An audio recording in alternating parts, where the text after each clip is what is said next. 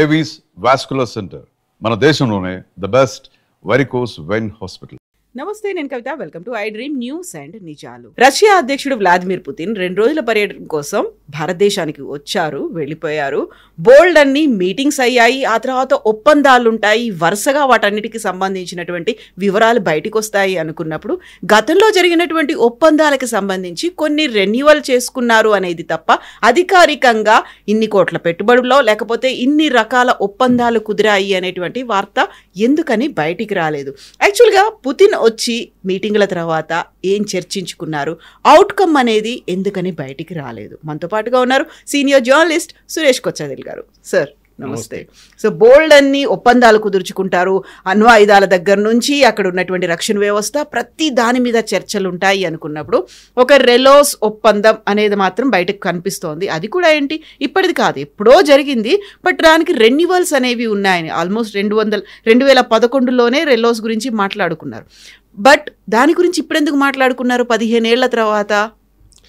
Basically Putin వచ్చినప్పుడే మీకు గుర్తుంటుంది, మనం డిబేట్ చేసాం దానికన్నా ముందు. ఆయన వచ్చే ముందు ఏం జరుగుతుందని ఇక్కడ చాలా మటుకు నేషనల్ అండ్ మన దగ్గర ఉన్న లోకల్ ఛానల్ కూడా బ్రేకింగ్ న్యూస్లో ఏం పెట్టారంటే ఆ ఒప్పందం S-400 joint production facility SU-57 మిగతా అది ఇది అని చెప్పారు. నేను ఆ టైంలో చెప్పాను ఇది ఏం జరగదు ఇప్పుడు, ఎందుకంటే యుక్రెయిన్ వార్ ఎండ్ అయ్యేదాకా రష్యాతోని మన ఏ ఒప్పందం గురించి మాట్లాడము, ఎందుకంటే ఇట్ ఈస్ నాట్ కరెక్ట్.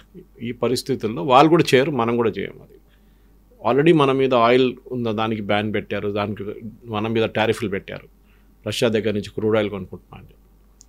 కానీ మీరు అడిగిన ప్రశ్నకి ఇప్పుడు జరిగిన ఆ రెలాస్ అగ్రిమెంట్ని ఇప్పుడు తీసుకొచ్చారు, ఎందుకంటే అది మన యాక్చువల్లీ ఈ లాస్ట్ ఇయర్లో ఇంకోసారి సంతకం పెట్టాము. అది అంటే నాట్ లాస్ట్ ఇయర్, ఈ ఫిబ్రవరిలో పెట్టాము, సంతకం పెట్టాము ఫిబ్రవరి 2025లో. అది కొత్త చట్టం, అది కొత్త రూల్ తీసుకొచ్చారు ఒకటి. దాన్ని మన పార్లమెంట్ నుంచి వాళ్ళ వైపు నుంచి కూడా దాన్ని పాస్ చేయాల్సి వస్తుంది. మన దగ్గర గవర్నమెంట్ అప్రూవల్ కూడా సరిపోతుంది, పార్లమెంట్ వెళ్ళక్కర్లేదు. కానీ రష్యా వైపు నుంచి it should be pass by the parliament, Duma అంటారు వాళ్ళు. అప్పుడు చాలా నుంచి డూమా పాస్ చేయలేదు. ఫిబ్రవరిలో చేసిన డూమా రెజల్యూషన్ని ఇప్పుడు మన పుటిన్ గారు వస్తున్న ఒకరోజు ముందు Russian parliament gave an approval. So ఈ రెలాస్ అగ్రిమెంటు మిగతాన్ని పక్కన పెట్టచ్చు మనం, ఎందుకంటే ఆల్ హావ్ బీన్ డిస్కస్డ్, బయటికి ఏం చెప్పారు ఇప్పుడు. అక్కడిక్కడ కొన్ని MOUలు సైన్ చేశారని. కానీ రెలాస్ అనే అగ్రిమెంట్ చాలా ఇంపార్టెంట్ మనకి, ఎందుకంటే ఇది ఈ పర్టికులర్ ఒక లా అని చెప్పొచ్చో, లేకుంటే ఒక రూల్ అని చెప్పొచ్చా, లేకుంటే ఒక పొజిషన్ అని చెప్పొచ్చు. మన దగ్గర ఒక న్యాచురల్ డిజాస్టర్ జరుగుతాయి రేపు, అన్ఫార్చునేట్ జరగకూడదు, కానీ భూకంపం వచ్చింది అనుకోండి, లేకుంటే వరదలు వచ్చింది అనుకోండి, రష్యా మనని వచ్చి హెల్ప్ చేస్తారు. అది చూసుంటాం చాలా మటుకు. భూకంపం జరిగిన ఏరియాస్లో టర్కీ ఉండొచ్చు, ఒకసారి పాకిస్తాన్ ఉండొచ్చు, నేపాల్లో జరిగిన భూకంపం, ఇంటర్నేషనల్ టీమ్స్ వస్తారు, వాళ్ళ డాగ్స్తో సహా రెస్క్యూ ఎక్స్పర్ట్స్ ఉంటారు వాళ్ళు. మనం కూడా NDRF వాళ్ళని ఇప్పుడు శ్రీలంకకి పంపించాం, ఎందుకంటే they are experts in that rescue, search and రెస్క్యూలో. రష్యా కూడా మనల్ని ఇట్లా హెల్ప్ చేయబోతున్నారు, హెల్ప్ చేస్తారు, వాళ్ళ హెలికాప్టర్స్ పంపిస్తారు. ఆ టైంలో మనకు కూడా టెన్షన్లో ఉంటాం, మనం ఎక్కువ హెలికాప్టర్స్ని డిప్లాయ్ చేయలేకపోతాము, మన దగ్గర స్ట్రెచ్ అయిపోతాం రిసోర్సెస్ కంప్లీట్గా. సో వీళ్ళేమంటున్నా అంటే మేము పంపిస్తాము, మేము వచ్చి మిమ్మల్ని హెల్ప్ చేస్తామని. అదొక diplomatic part of the answer. కానీ యాక్చువల్ అది కాదు. దానికన్నా పెద్ద ఇదేంటంటే రష్యా భారతదేశానికి వాళ్ళ షిప్స్ కానీ ఎయిర్క్రాఫ్ట్ కానీ మిలిటరీ పర్సనల్ని పంపించచ్చు.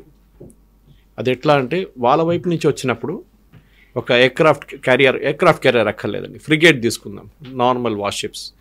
ఆ వార్షిప్కి చిన్నగా ఇంజిన్ ప్రాబ్లం వచ్చింది, వాళ్ళు ఇండియన్ ఓషన్లో తిరుగుతున్నప్పుడు చాలా ప్రాబ్లం వచ్చింది. వాళ్ళు టెక్నికలీ ఏం చేస్తారు, అది మళ్ళీ రష్యా దాకా తీసుకెళ్ళాలి, వ్లాడివోస్టోక్ అటువైపు వెళ్ళి అట్లా తీసుకోవాల్సి వస్తుంది, చాలా డిస్టెన్స్. అప్పుడు దాకా ఈ ఇంజిన్ పనిచేస్తుందో లేదో అది కూడా తెలియదు. ఇప్పుడు దీని ప్రకారం మనం సైన్ చేసిన అగ్రిమెంట్ ప్రకారం వాళ్ళు దాన్ని మన పోర్టుకి తీసుకురావచ్చు. అది కొచ్చిన్ ఉండొచ్చు, షిప్ యార్డ్ ఉండొచ్చు, మ్యాజగాన్ డాక్ ఉండొచ్చు, విశాఖపట్నం షిప్ యార్డ్ ఉండొచ్చు, లేకుంటే ఏదైనా మన దగ్గర ఉన్న షిప్ యార్డ్ రిపేరింగ్ ఫెసిలిటీకి తీసుకురావచ్చు. దాంతోపాటు వాళ్ళు అక్కడ అది రిపేర్ అయ్యేదాకా అక్కడే ఉండొచ్చు. దాంతోపాటు వాళ్ళు వచ్చిన పర్సనల్ ఎంత 200 మంది అంతా వాళ్ళని మన వైపు హాస్టల్లోనే ఎక్కడైనా ఉంచుకొని వాళ్ళు రిపేర్ టైంలో వాళ్ళ షిప్లో ఉంటారు, మన టెక్నికల్ టీంతో రిపేర్ చేస్తున్నాం. ఇది అమెరికాకి నచ్చదు, ఎందుకంటే రష్యాకి ఇప్పుడు దాకా ఇండియన్ ఓషన్లకు పట్టలేకుండే. వాళ్ళు రష్యా వైపే తిరుగుతుంటారు షిప్స్, వాళ్ళు ఇక్కడ రాలేకపోతున్నారు. రష్యా రావడం దానికి ఏం అపోజిషన్ లేదు, కానీ ప్రాబ్లం ఏంటంటే వాళ్ళకి సర్వీసింగ్ లేదు, వాళ్ళకి ఫ్యూయల్ ఎక్కడ రీఫిల్ చేస్తారు, షిప్స్కి కాన్స్టెంట్గా ఫ్యూయల్ కావాల్సి వస్తుంది కదా. మళ్ళీ దాన్ని కూడా రష్యా నుంచి పెద్ద ట్యాంకర్లు తెచ్చుకొని ఇక్కడ ఫిల్ చేయడం అంటే అది దట్ ఈస్ నాట్ పాసిబుల్. దీనికన్నా ముందు బహ్రెయిన్తో ఒక అగ్రిమెంట్ ఉండే వాళ్ళకి, కానీ దాని తర్వాత యూఎస్ బహ్రెయిన్ మీద ప్రెషర్ పెట్టిన తర్వాత బహ్రెయిన్ దాని నుంచి బ్యాక్అవుట్ అయ్యారు. రష్యాకి ఎక్కడ వెళ్ళలేకపోతున్నారు. కానీ అదే టైంలో మన ఇండియన్ ఓషన్ రీజన్ అనేది ఇప్పుడు చాలా ఒక హాట్స్పాట్గా మారిపోయింది. కవిత గారు మీకు తెలిసి ఉంటుంది, అది ఒకటి ఆయిల్ రూట్. ఇది వరల్డ్లో 55 నుంచి 60% ఆయిల్ ట్రావెల్ చేస్తుంది ఈ రూట్ నుంచి. రోజుకి ఎన్నో షిప్స్ ట్రావెల్ చేస్తారు ఆయిల్ తీసుకొని. అది కాకుండా మినరల్స్, ఆఫ్రికా నుంచి వచ్చే మినరల్స్ తీసుకెళ్లే రూట్ ఇది కూడా. దీని తర్వాత ఇండియన్ ఓషన్ క్రాస్ చేయగానే మన ఆల్మోస్ట్ మయన్మార్ వైపు నుంచి it becomes Malacca Strides. Again very prominent, చాలా చాలా హాట్ ఇంటర్నేషనల్ టాపిక్ అది మలాకా స్ట్రైట్స్. దాంట్లో చైనా, యుఎస్, ఫిలిప్పీన్స్, ఇండోనేషియా వీళ్ళందరి ఇంట్రెస్ట్ దాంట్లో ఉంది.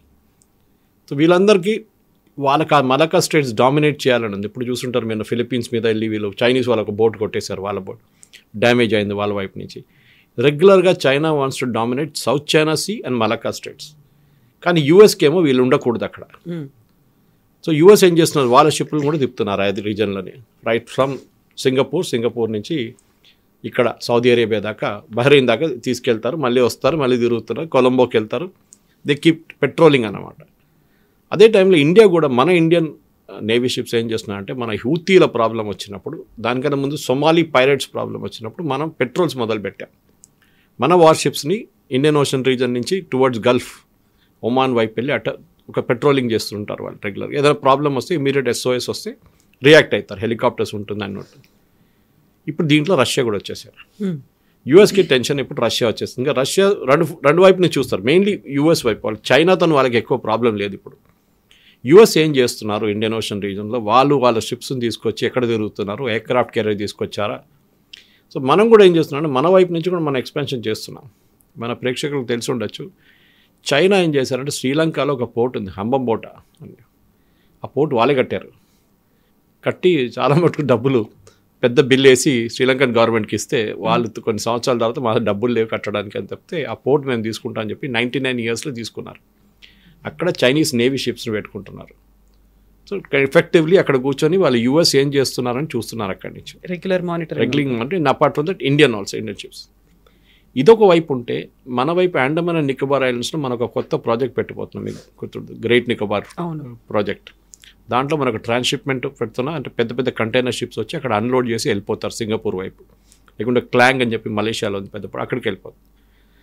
సో మనం ఏం చేస్తుంటే ఆ ఐలాండ్ నుంచి, అక్కడి నుంచి గ్రేట్ నికోబార్ నుంచి దాన్ని విశాఖపట్నం వైపు, చెన్నై వైపు, లేకుంటే కొచ్చిన్ వైపు తీసుకెళ్ళి అక్కడి నుంచి ఇంటర్నల్గా మన కంటైనర్స్ పంపించుకుంటాం. ఇది ఒక పెద్ద ప్లాన్ మన దగ్గర ఉండి 78,000 కోట్ల ప్రాజెక్ట్. ఇది టైం పడుతుంది.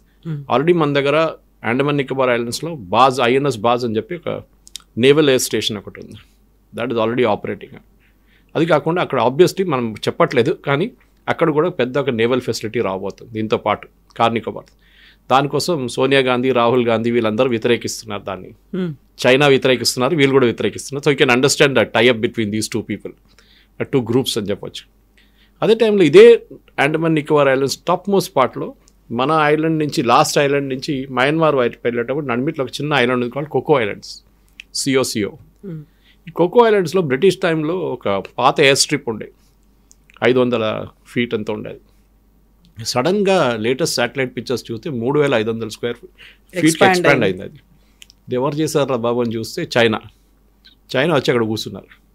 వాళ్ళకంటే అక్కడి నుంచి ఇండియన్ నేవీ షిప్స్ని చెక్ చేయడము, యూఎస్ కిట బంగ్లాదేశ్ వైపు వస్తే వాళ్ళని చెక్ చేయడానికి చైనా ఐలాండ్ తీసుకున్నారు.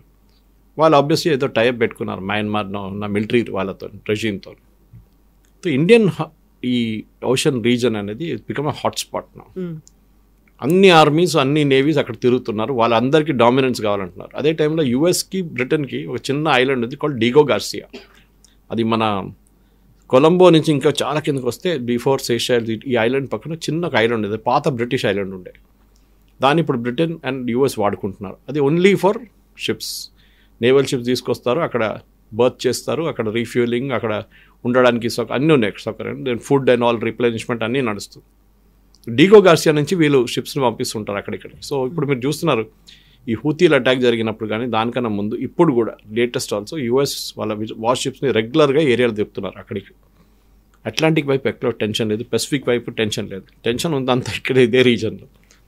అండ్ చాలా మటుకు Gulf states, for example Qatar నుంచి, బహ్రెయిన్ నుంచి, సౌదీ అరేబియా, యుఏఈ, వీళ్ళందరూ యూఎస్ మీద డిపెండ్ అవుతారు వాళ్ళ సెక్యూరిటీ కోసం.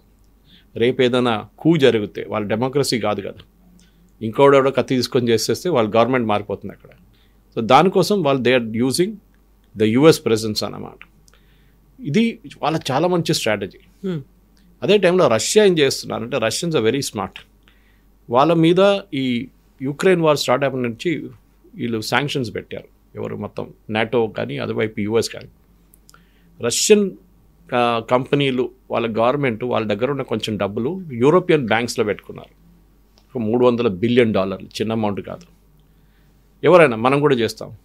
అది సడన్లీ ఫ్రీజ్ చేసుకున్నారు. ఈ వార్ మొదలు కాగానే రష్యా దగ్గర చెప్పారు, ఈ డబ్బులు మీరు ముట్టలేరు, ఈ డబ్బులంతా ఇప్పుడు మాదైపోయిందని. సో ఇంటర్నేషనల్ లెవెల్లో యూరోపియన్ బ్యాంక్స్కి ఒక పెద్ద ఇమేజ్ దెబ్బతిన్నది ఇది. ఎందుకంటే రేపు ఎవరు వాళ్ళ దాంట్లో డబ్బులు పెట్టరు. చైనా ఏం చేశారంటే ఇమ్మీడియట్గా డబ్బులు విత్డ్రా చేయడం మొదలుపెట్టారు. వాళ్ళు కూడా ఉండే అక్కడ పెద్ద అమౌంట్, ఎందుకంటే రేపు చైనా మీద శాంక్షన్స్ పెట్టవచ్చు. వాళ్ళు దాన్ని బంగారంగా మార్చుకొని ఎక్కడెక్కడో సీక్రెట్ లాకర్స్లో పెట్టుకున్నారు. అది కాకుండా మిగతా అమౌంట్ తీసుకొని వాళ్ళు సెక్యూరిటీస్లో దాంట్లో ఇన్వెస్ట్ చేయడం మొదలుపెట్టారు చైనీస్ గవర్నమెంట్. చైనా సేఫ్గా అయిపోయారు. కానీ రష్యన్ అమౌంట్ ఇప్పుడు కూడా $300 బిలియన్, దాంట్లో $50 బిలియన్ ఆల్రెడీ యుక్రెయిన్కి ఇచ్చారు. It's illegal, blatant. ఇప్పుడు మీ బ్యాంక్ అకౌంట్ ఉందండి, రేపు వచ్చి ఫ్రీజ్ చేసి బ్యాంక్ అకౌంట్ నుంచి డబ్బులు ఇవ్వడానికి వాడుకుంటే you cannot agree to that. So ఇది జరుగుతుంది. రష్యా ఏం చేశారంటే అది కాకుండా ఆఫ్రికాలో చాలా మటుకు ఆఫ్రికా రూల్ చేసింది ఫ్రెంచ్ వాళ్ళు. సంవత్సరాల నుంచి ఆల్మోస్ట్ 200-300 ఇయర్స్ ఫ్రెంచ్ కొలోనియల్స్ ఉండే. మన దగ్గర ఇట్లా బ్రిటిష్ కాలనీ, అది అక్కడ ఫ్రెంచ్ కాలనీ ఉండే. దానికోసం most Africa speak very good French. ఆ ఫ్రెంచ్ కంపెనీ అక్కడ వాళ్ళు ఏం చేశారంటే, ఫ్రెంచ్ వాళ్ళ లోకల్ గవర్నమెంట్ ప్రాబ్లం మొదలు పెట్టినప్పుడు, వాళ్ళకి ఇండిపెండెన్స్ కావాలన్నప్పుడు ఫ్రెంచ్ వాళ్ళు పారిపోయారు. కానీ ఫ్రెంచ్ వాళ్ళ రీప్లేస్మెంట్ రష్యన్స్ వచ్చారు. రష్యన్స్కి ఒక బాగా యాటిట్యూడ్ ఉంది, మీరు గవర్నమెంట్ ఎట్లైనా నడిపించుకోండి, డెమోక్రసీ మాకు పనికిరాదు, మాకు కావాల్సింది అక్కడ ఉన్న మినరల్స్ మిగతా అన్ని నేను చూసుకుంటాను, మీకు డబ్బులు కావాలని డబ్బులు ఇస్తాం. Same thing China was doing now. Djibouti అని చెప్పి ఆఫ్రికాలో కార్నర్లో ఒక పెద్ద నేషన్ ఉంది, క్యాపిటల్ జిబూతి. జిబూతిలో దెర్ ఇస్ 600 మంది ఉన్న చైనీస్ ఒక ప్లేస్మెంట్ అక్కడ పెట్టారు, ఒక బెటాలియన్ తీసుకొచ్చి. చైనా వాళ్ళు ఎక్కడ చైనా, ఎక్కడ Djibouti. So everywhere string of pearls అని చెప్పి చైనా వాళ్ళు ఒక స్ట్రాటజీ తీసుకొచ్చారు ఇండియన్ ఓషన్ డామినేట్ చేయడానికి. మనమేమో మన వైపు నుంచి ఉన్న మన పెట్రోలింగ్ వైపు పెట్టి, మన కార్నికోబార్ ఐలాండ్స్ ఇక్కడ లక్షద్వీప్లో కూడా మనకు బేస్ పెట్టాము, ముందు లేకుండే. కార్వార్ అక్కడ నేవల్ బేస్ స్ట్రెంగ్తన్ చేసాం మనం. కొచ్చిన్ షిప్ యార్డ్లో తయారు చేయడము, షిప్స్ రిపేర్ చేయడం అక్కడ మొదలుపెట్టాం. సో ఓవరాల్ ఇండియన్ ఓషన్ రీజన్ని డామినేట్ చేయడానికి రష్యాకి ఒక ఆప్షన్ తీసుకొచ్చాం మనం. ఇప్పుడు యూఎస్కి ఏం చేయాలని అర్థం కావట్లేదు. శాంక్షన్స్ ఎట్లా పెడతారు, పెట్టలేరు. వీఆర్ జస్ట్ టెలింగ్ మీకు కూడా. ఇన్ఫ్యాక్ట్ అదే అగ్రిమెంట్ మనకు యూఎస్తో ఉంది, the same agreement which is sign with Russia. యూఎస్తో కూడా సైన్ చేస్తాం, కానీ యూఎస్కి మన ప్రెసెన్స్ అక్కర్లేదు. వాళ్ళకి బహ్రెయిన్ ఉంది, పక్కన యెమెన్, ఒమాన్ ఉన్నారు, ఇటువైపు ఏమో డిగో గార్సియా ఉంది, కాబట్టి శ్రీలంకకి వెళ్ళిపోవచ్చు రేపు. అది కాకుండా మనం ఇంకొక స్టెప్ తీసుకున్నాం, అది ఎక్కువ కవరేజ్ రాలేదు మన మీడియాలో. ఒక 6 నెలల ముందు మన మ్యాజగాన్ డాక్ అని చెప్పి మన ముంబై దగ్గర మేజర్ నేవల్ షిప్ ఫెసిలిటీ ఒకటి ఉంది, మ్యానుఫ్యాక్చరింగ్ ఫెసిలిటీ. వాళ్ళు శ్రీలంకలో ఒక నేవల్ షిప్ కంపెనీ ఉంది కొలంబో దగ్గర. They went to huge losses, వాళ్ళకి డబ్బులు లేదు. వీళ్ళు వెళ్ళి స్టాక్ ఎక్స్చేంజ్, కొలంబో స్టాక్ ఎక్స్చేంజ్లో ఆ కంపెనీని కొనుక్కున్నారు మ్యాజగాన్ డాక్ వాళ్ళు. సో ఆ కంపెనీ ఇప్పుడు మన దగ్గర ఉంది. వాళ్ళకి పెద్ద ఒక షిప్ యార్డ్ ఉంది అక్కడ రిపేరింగ్. అది మొత్తం ఇండియా చేతికి వచ్చేస్తుంది. మనం తీసుకెళ్ళి మన 2 నేవీ షిప్ రిపేర్ అని చెప్పి అక్కడ పెట్టుకున్నాం. అది రిపేర్ ఉందో లేదో తెలియదు, కానీ our presence is there in Sri Lanka now officially. China పక్కన హంబంబోట, వీఆర్ ఆల్సో దేర్ అన్నమాట. సో మీరు ఏం చూస్తున్న కవిత గారు అంటే, ఈ ఇంటర్నేషనల్ లెవెల్లో ఒక జాకింగ్ నడుస్తుంది ఫర్ స్పేస్. మనం ఎప్పుడైనా చాలా టైట్ ఉన్న స్పేస్లో మీరు కొన్ని షీప్ చూస్తుంటారు, మీరు మేకల్ని తీసుకెళ్తారు, వాళ్ళు ఎట్లనో స్పేస్ క్రియేట్ చేసుకుంటారు వాళ్ళు. ఇదే నడుస్తుంది ఇంటర్నేషనల్ లెవెల్లో కూడా. China, Russia, US, NATO plus India, ఈ 5 కంట్రీలు వీళ్ళ గేమ్ కంప్లీట్గా ఆడుకుంటున్నారు ఇండియన్ ఓషన్ రీజన్. దాంతో ఈ రెలాస్ అని చెప్పి అగ్రిమెంట్ చాలా పనికొస్తుంది. అది కాకుండా పుటిన్ గారు వచ్చి మాట్లాడారు, Su-57 చేయొచ్చు, తయారు చేయొచ్చు, we can do it, we can have a joint venture in India, but we will wait. ఇది ఒక 2-3 నెలలు సెటిల్ అయిపోతుంది యుక్రెయిన్ వన్స్ ఫర్ ఆల్. దాని తర్వాత దే విల్ అనౌన్స్. ఒకటేంటంటే రష్యాకి ఇప్పుడు వాళ్ళ దగ్గర their economy is doing well, doubt లేదు, కానీ మ్యానుఫ్యాక్చరింగ్ ఫెసిలిటీ చాలా మటుకు దెబ్బతిన్నది వాళ్ళది. వాళ్ళ ఎక్విప్మెంట్ తెచ్చుకోలేకపోతున్నారు. ఎంబార్గో ఉంది వాళ్ళ మీద. మీకు ఒక రోబోటిక్ మెషిన్ కావాలన్నా, మీకు వెల్డింగ్ మిషన్లు కావాలన్నా, మీకు కటింగ్ మిషన్లు కావాలంటే చైనా దగ్గర నుంచి తెప్పించుకోవాల్సి వస్తుంది వాళ్ళకి. చైనా ఇస్తారు కూడా, వాళ్ళకి ప్రాబ్లం లేదు. అది కాకుండా వాళ్ళకి ఇంకా ప్రొడక్షన్ పెంచాలంటే, థర్డ్ కంట్రీస్కి అమ్మాలంటే, థర్డ్ వరల్డ్ కంట్రీస్కి ఇండియాని బేస్గా యూజ్ చేసుకోవచ్చు. BrahMos is a classic example of that. BrahMos అనే ప్రాజెక్ట్ చాలా సంవత్సరాల ముందు ఇండో రష్యన్ జాయింట్ వెంచర్, ఇండియాకి 51%, బ్రహ్మపుత్ర అండ్ మాస్కోవా 2 రివర్స్ పెట్టి బ్రహ్మోస్ అని చేశారు. దాంట్లో ఇండియన్ గవర్నమెంట్కి 51%, రష్యన్ గవర్నమెంట్కి 49%. దాన్ని మనం ఏం చేస్తున్నప్పుడు ఇండోనేషియాకి అమ్ముతున్నాం, ఫిలిప్పీన్స్కి అమ్ముతున్నాం, అందరికి అమ్మేస్తుంటాం మనం బ్రహ్మోస్. ఇప్పుడు మనకున్న కెపాసిటీ మనకుంది. ఇప్పుడు next generation of BrahMos we're going for upgrade no. And యూపీలో ఒక ఫ్యాక్టరీ సెటప్ చేశారు. కొత్తగా ఎక్స్పాన్షన్ ట్రివాండ్రంలో ఉన్న ఫ్యాక్టరీ పక్కన కేరళ గవర్నమెంట్ ల్యాండ్ ఏంగానే అది కూడా స్టార్ట్ చేసేస్తారు వాళ్ళు. అట్లాంటి ఒక ప్రాజెక్ట్ తీసుకొచ్చి ఇండియాలో పెట్టి ఇక్కడ ఎస్యూవీ తయారు చేసి, SU-57 తయారు చేసి అమ్మొచ్చు. సూపర్. S-500 గురించి చాలా మటుకు టాపిక్, ఎందుకంటే S-400 really work well during operations ఇందు. సో S-500 కూడా మనం తీసుకోవాలన్నారు. దాన్ని కూడా టాక్స్ నడిచింది, కానీ బయట చెప్పరు. All that discussion that happened in Hyderabad house, ఆ రోజు ఏం జరిగిందో మనకు తెలియదు. మినిస్ట్రీ ఆఫ్ ఎక్స్టర్నల్ అఫేర్స్ రీడౌట్లో ఇది ఏం చెప్పరు. వాళ్ళు అన్ని డిప్లొమాటిక్గా అక్కడిక్కడ లేనట్లు, అక్కడ టచ్ చేయకుండా ఎక్కడ టచ్ చేయకుండా మాట్లాడతారు వాళ్ళు.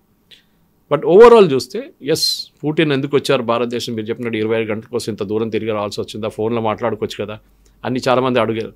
అది కాదు, the photo optics is very important. ఆయన ఎక్కడ రానియట్లేదు. ఆ టైంలో ఇండియాకి వచ్చారు వీళ్ళు.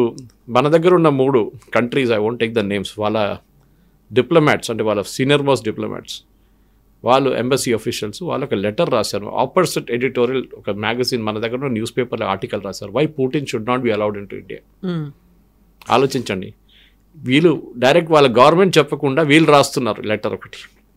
Letter like why Putin should not be allowed in to India. వీళ్ళందరికీ ఇప్పుడు చూడండి, నిన్న ఒక స్టేట్మెంట్ వచ్చింది which is the opposite of what everything is. Zelensky వస్తున్నారంట ఒక నెక్స్ట్ మంత్ ఇండియాకి. అప్పుడు మీరు అడగవచ్చు, మొన్న పుటిన్ వచ్చారు కదా, మరి జెలెన్స్కీ ఏంటంటే దాంట్లో ఒక పెద్ద మెసేజ్ ఉంది. ఇప్పుడున్న రీకన్స్ట్రక్షన్ ఎఫర్ట్స్, అంతా వార్ ఆగిన తర్వాత అక్కడ ఒక బిల్డింగ్ కూడా స్ట్రైట్గా నిలవట్లేదు, కీవ్లో కానీ మొత్తం గాజాలాగా అయిపోయింది. అది కూడా దాన్ని రీకన్స్ట్రక్ట్ చేయాలంటే చాలా మటుకు మ్యాన్ పవర్ కావాలి.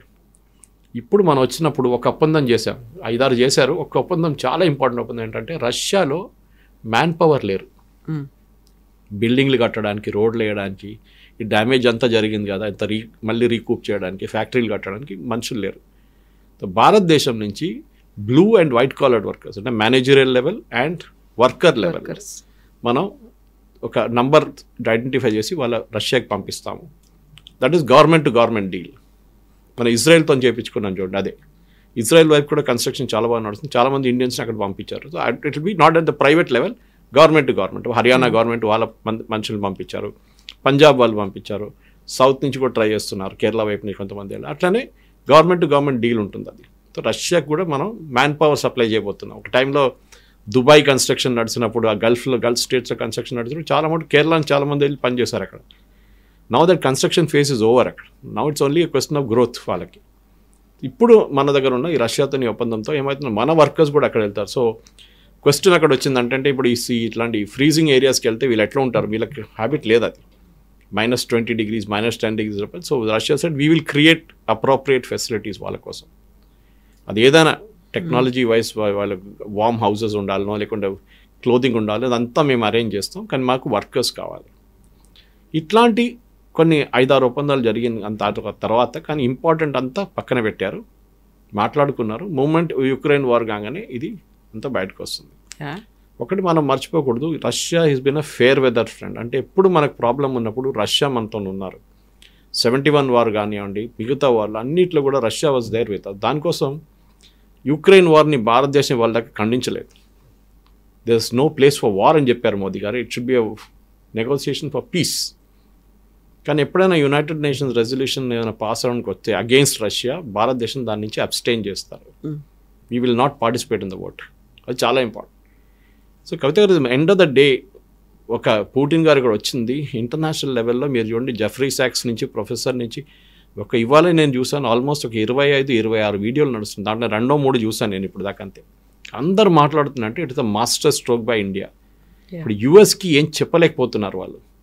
పుటిన్ని వాళ్ళు తిట్టలేరు, ఎందుకంటే they are speaking to him. మన ట్రంప్ సన్నిలో అక్కడ కుష్నర్ గురించి మాట్లాడుతున్నారు, స్టీవ్ విట్కాఫ్ ఇస్ దేర్, వీళ్ళందరూ క్రెమ్లిన్ ఉన్నారు. అదే టైంలో వీరు పుటిన్ తిట్టలేరు. In fact before coming to India 6 గంటల సేపు ముందు దాకా Putin was speaking to him. మన ఇండియా టుడే ఇంటర్వ్యూ గురించి మాట్లాడాము. So they were there. ఇన్ఫాక్ట్ మళ్ళీ వెళ్తున్నారు, ఇంకో టీం వెళ్తున్నారు. అంటే దెర్ ఇస్ సంథింగ్ హ్యాపెనింగ్. ఎందుకంటే ట్రంప్ అయితే జెలెన్స్కీని పక్కన పెట్టేశారు. He is not a reliable fellow అని తెలిసిపోయింది. అంటారు కదా, you elect a comedian and will get a circus అని చెప్పి. Zelensky is typical of that. ఈ పరిస్థితుల్లో రష్యాకి యూఎస్కి relationship, especially Trump and Putin చాలా మంచి రిలేషన్షిప్ ఉంది వాళ్ళకి. They are really good friends. దాని గురించి చూడండి, ఇప్పుడు దాకా ట్రంప్ రష్యా మీద శాంక్షన్స్ అంటారు కానీ పుటిన్ మీద ట్రాన్సాక్షన్ ఎక్కడ పెట్టలేదు. పుటిన్ మీద అరెస్ట్ వారెంట్ ఒకటి ఇంటర్నేషనల్ కోర్టులో పడింది ఒకటి, అది ఇంప్లిమెంట్ చేయడము అట్లేం లేదు. ఈవెన్ నెటన్యాహు వ్యతిరేకంగా చేశారు ఒకటి. సో పుటిన్కి ఒక ఛాన్స్ దొరికింది ఇంటర్నేషనల్ మీడియా ముందు వచ్చి మాట్లాడడంలో, which is not able to do in Russia. ఇక్కడ ఇండియాకి వచ్చి ప్రైమ్ మినిస్టర్ మోదీతో నిలబడి ప్రెస్ కాన్ఫరెన్స్లో మాట్లాడారు. ఆయన చెప్పాల్సినంత చెప్పేశారు. And definitely I think this visit next Modi గారు మళ్ళీ అక్కడికి వెళ్తే after the war I think wheel చాలా మటుకు సాలిడ్. ఎందుకంటే మనకి 5th జనరేషన్ ఎయిర్క్రాఫ్ట్ కావాలి మనకి. We have a big problem with 5th generation aircraft. మన దగ్గర లేదు. పాకిస్తాన్ చైనా వాళ్ళు ఇస్తున్నారు పాకిస్తాన్కి J-15 J-17 సిరీస్లో. మనకు కూడా కావాలి. మనకి ఇప్పుడు 500 రాకపోతే కూడా S-500 నో ప్రాబ్లం. 400 చాలా బాగుంది. మనకి ఇంకా 4 యూనిట్స్ రావాలి మనకి. మనం ఆల్రెడీ డబ్బులు కట్టేసాం దానికి. కానీ అక్కడ ప్రొడక్షన్ ప్రాబ్లం ఉంది రష్యాలో అని చెప్పి ఇంకా మనకి ఇవ్వలేదు. అది కూడా ఇచ్చేస్తే అయిపోతుంది. ఎందుకంటే ఫస్ట్ సెట్ తీసుకొచ్చినప్పుడు యూఎస్ పెద్ద ప్రాబ్లం క్రియేట్ చేశారు. వాళ్ళ దగ్గర కటాసెట్ ఏదో ఒక ప్రొవిజన్ ఉంది, ఒక లా ఉంది. Under that you cannot cell weapons to India from Russia అని చెప్పి. ఒక రష్యాని కాదు, ఇరాన్ నుంచి వెపన్స్ కొనలేరు, రష్యా నుంచి కొనలేరు, నార్త్ కొరియా నుంచి కొనలేరు. అట్లాంటి కంట్రీస్ మీద ఎంబాగో పెట్టారు యూఎస్. కానీ అప్పుడు కూడా వి స్టూడ్ అవర్ గ్రౌండ్ అనమాట.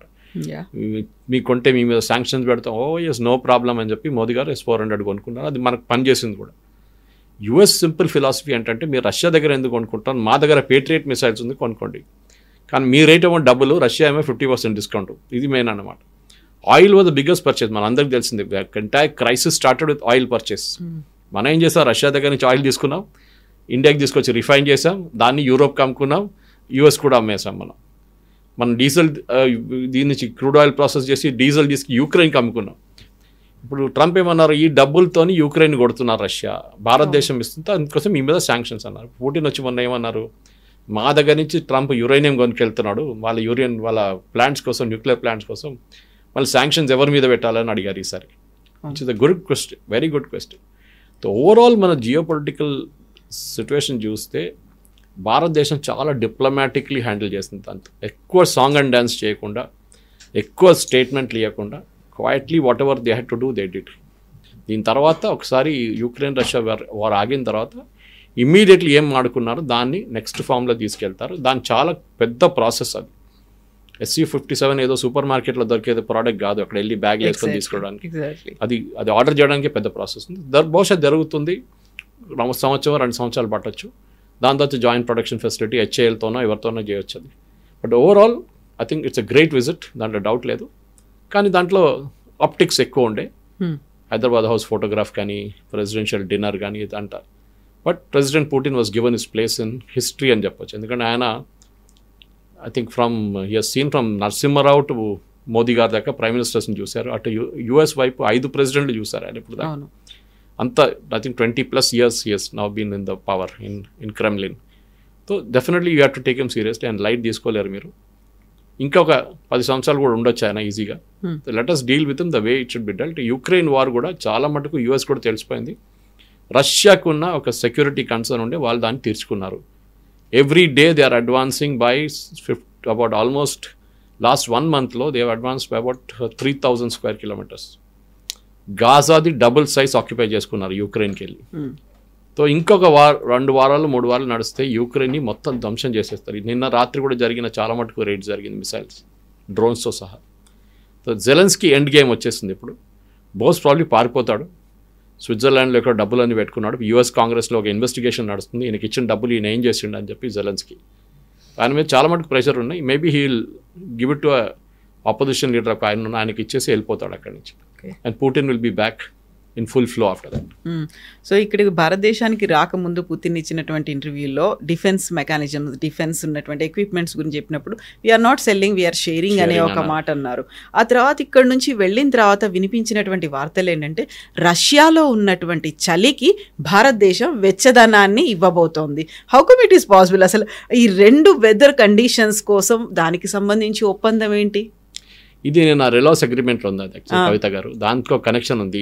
మీరు చెప్పిన ఒక కోర్ట్కి రష్యాలో నేను చెప్పాను చూడండి, నార్దర్న్ రష్యా మొత్తం it be frozen for 6 to 8 months in year. అది మొత్తం ఫ్రీజ్ అయిపోతుంది ఆర్టిక్ సర్కిల్ దగ్గర. అక్కడ ఏం చేయలేరు మీరు, రష్యన్ షిప్స్ అక్కడ ఆగిపోతుంది. దాని బదులు మన దగ్గర ఉన్న వార్మ్ వాటర్స్ ఇండియన్ ఓషన్ రీజన్లో మలక్కా స్ట్రేట్ మనం ఇప్పుడు మాట్లాడని చూడండి, అక్కడ తీసుకొస్తే they can continuously keep working. అక్కడ వేసుకొని మీరు ఏం చేసుకుంటారు రష్యా వైపు? నథింగ్ ఈజ్ హ్యాపెనింగ్ అక్కడ. మీరు ఇటువైపు తీసుకొచ్చినప్పుడు then it works very well. So Russia దగ్గర ఉన్న చలి మన దగ్గర ఉన్న హాట్ వాటర్, వార్మ్ వాటర్తో పనిచేస్తుంది చాలా మటుకు. సో రష్యాకి ఇది పెద్ద ఓపెనింగ్ ఇచ్చాం మనం. రేపు మనకి ఆయిల్ పైప్ లైన్స్ వేయడానికంటే రష్యా కావాలంటే చైనా వైపు నుంచి మన వైపు ఆయిల్ పైప్ లైన్స్ పంపించవచ్చు. మన ట్యాంకర్లు తెప్పించుకోక్కర్లేదు. We may even convert something to natural gas. For example Qatar is big natural gas producer, కానీ మన రష్యా దగ్గర నుంచి కూడా కొనుక్కోవచ్చు. ఇప్పుడు ఎట్లయిందంటే యూరోప్ మనకన్నా ఎక్కువ గ్యాస్ తీసుకుంటున్నారు, చైనా మనకన్నా ఎక్కువ ఆయిల్ కొనుక్కుంటారు, కానీ మన మీద టారిఫ్లు పెట్టారు. అది ప్రెసిడెంట్ ట్రంప్కి తెలిసిపోయింది. That it is a big mistake. 50 products మీద తగ్గించేశారు టారిఫ్ ఆల్రెడీ. మిగతాది అగ్రిమెంట్లో ఇప్పుడు రాబోయే అగ్రిమెంట్లో అది కూడా క్లియర్ అయిపోతుంది. కానీ పుటిన్ది రష్యా మీద ఎంత ప్రెషర్ పెట్టినా కానీ Russian economy has held back. వీళ్ళేమనుకున్నాడు కవిత గారు, ఈ రూబుల్ అనే ఎకానమీ పడిపోతుంది అనుకున్నారు మూమెంట్ ద వార్ మొదలైన శాంక్షన్ పెట్టగానే. కానీ భారతదేశం రష్యా నుంచి ఆయిల్ కొంటున్నప్పుడు we are paying them in roubles, not dollar. China కొనుక్కున్నప్పుడు చైనాకి రష్యా యుఎన్లో పేమెంట్ చేస్తున్నారు, ఇటువైపు వస్తున్న రూబుల్స్లో పే చేస్తున్నారు. రష్యా మన దగ్గర ఇంపోర్ట్ చేసుకున్న దానికి మనకు రూపీలో పేమెంట్ చేస్తున్నారు. దీంట్లో ఒక మేజర్ ఫ్యాక్టర్ మనం మిస్ అయిపోతున్నాం, యుఎస్ డాలర్. ఇప్పుడు దాకా అంటే ఒక 10 సంవత్సరాల ముందు దాకా యుఎస్ డాలర్ అంటే డిఫాక్టో అన్నీ మనం యుఎస్ డాలర్కి చెప్తాం, ఇన్ని బ్యారెల్కి ఇన్ని డాలర్లు అని. ఎగ్జాక్ట్లీ సడన్గా ఈక్వేషన్ నుంచి డాలర్ని తీసేసాం. ఎందుకంటే రష్యా మీద శాంక్షన్స్ పెట్టినప్పుడు యూక్రెయిన్ వార్లో స్విఫ్ట్ అని చెప్పి ఒక ఇంటర్నేషనల్ సిస్టమ్ ఆఫ్ పేమెంట్స్ ఉంది, అదే కంట్రోల్ చేస్తుంది మొత్తం. It's like A software that runs the entire international banking system. ఈ కంట్రీ నుంచి కంట్రీ మనీ మూవ్, డబ్బులు మూవ్ చేయడంలో అంతా. దాని నుంచి రష్యాని బయటకు తీసుకుని రష్యా ఏం చేస్తారు, మళ్ళీ ఎట్లా డీల్ చేస్తారు? రష్యా ఏమన్నారంటే మీరు కొనుక్కోండి ఆయిల్ మాత్రం, be pay me by roubles. మనం మన దగ్గర ఉన్న అమౌంట్ రూబుల్స్గా కన్వర్ట్ చేసి రష్యాకి పేమెంట్ చేస్తున్నాం. డాలర్ ఎక్కడ లేదు, డాలర్ అసలు కనిపించట్లేదు. So president Trump is become very upset no. ఎందుకంటే ఆయన ఏమన్నారంటే ముందు బ్రిక్స్ పెట్టినప్పుడు బ్రిక్స్ ఒక కామన్ కరెన్సీ తీసుకొస్తామని మన ఒక థాట్ ప్రాసెస్ ఉండే. అప్పుడు ఏమన్నారంటే అది చేస్తే వీళ్ళందరూ నేను బ్యాన్ చేసి పడేస్తా అన్నారు. ఇండియాతో సహా సౌత్ ఆఫ్రికా, చైనా వీళ్ళందరినీ, రష్యా అందరినీ బ్యాన్ చేస్తారు. దాని తర్వాత సౌదీ అరేబియా జాయింట్, చాలా నేషన్స్ జాయిన్ అయింది దాని తర్వాత ఈ బ్రిక్స్లో. ఇప్పుడు బ్యాన్ చేస్తే సౌదీ అరేబియాని కూడా బ్యాన్ చేస్తారా మీరు? సో సౌదీ అరేబియా కూడా కొంచెం అగ్రెసివ్ అయిపోతుంది. ఎందుకంటే వాళ్ళకేం తెలిసిందంటే రష్యన్ ఆయిల్ $40 వీళ్ళు భారతదేశానికి అమ్ముతున్నప్పుడు మా ఇదేమో 80 నుంచి నడుస్తుంది.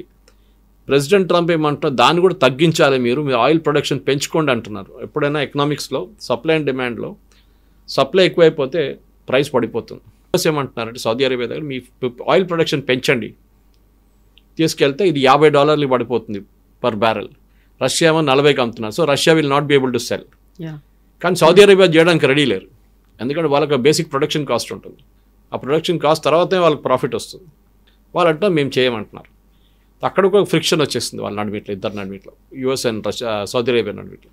సో అట్లా అన్నిట్లో చూస్తే రష్యాని ఎట్లనో కౌంటర్ చేయాలని చూస్తున్నా, కానీ అన్నింటిలో రష్యా బయటపడుతున్నారు. రష్యన్ జీడిపి చూడండి, ఇట్స్ పర్ఫార్మింగ్ వెరీ వెల్. వీళ్ళందరూ ఏమనుకున్నారో రష్యన్ జీడిపి మొత్తం పోతుంది, సత్యనాశ అయిపోతారని. కానీ రష్యన్ జీడిపి మీరు Italian, German, French and UK ఈ 4 జీడిపిలు యాడ్ చేస్తే దానికన్నా ఎక్కువ రష్యన్ జీడిపి ఉంది. అది that is showing the ultimate result అనమాట. హౌ రష్యా అని మనం ఏమనుకున్నాం, రష్యన్ ఎకానమీ పడిపోతుంది, రష్యన్ జీడిపి పడిపోతుంది, రూబుల్ కంప్లీట్గా వర్త్లెస్ పేపర్ అయిపోతారు అని. ఏం జరగలేదు.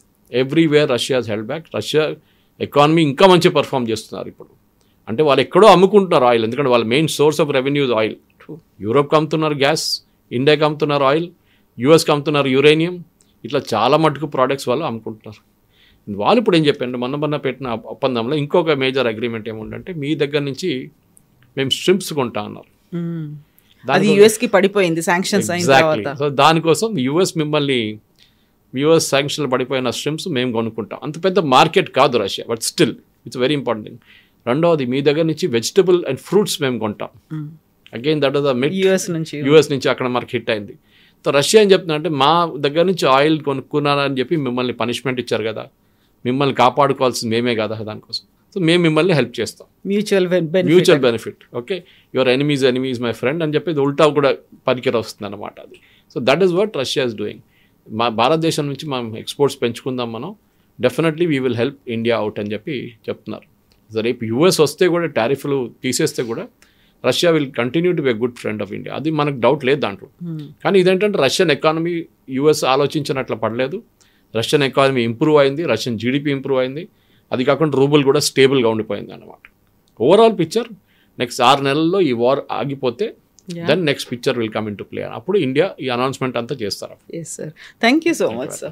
Thank you. And for more videos, please subscribe to iDream. Please subscribe to iDream. Please subscribe iDream. And please subscribe to iDream. For more videos, subscribe to iDream. please like, share and subscribe to the channel. Congratulations, iDream. Subscribe to iDream. Subscribe to iDream. So subscribe to iDream Media. iDream ki iDream team andarki huge congratulations. Please subscribe iDream Media. Please subscribe to iDream. Subscribe iDream. Please subscribe to iDream. iDream అంటే నా కళల channel subscribe చేసుకున్నారు, నోరు తిరుగుతలేదు, మీరైతే గంట గుర్తు కొట్టండి. For more such videos, please subscribe to iDream. Subscribe to iDream. Please subscribe to iDream. Please subscribe iDream Media. Please do subscribe to iDream. Please subscribe to iDream Media. For best entertainment and information, please subscribe iDream. And don't forget to subscribe to iDream.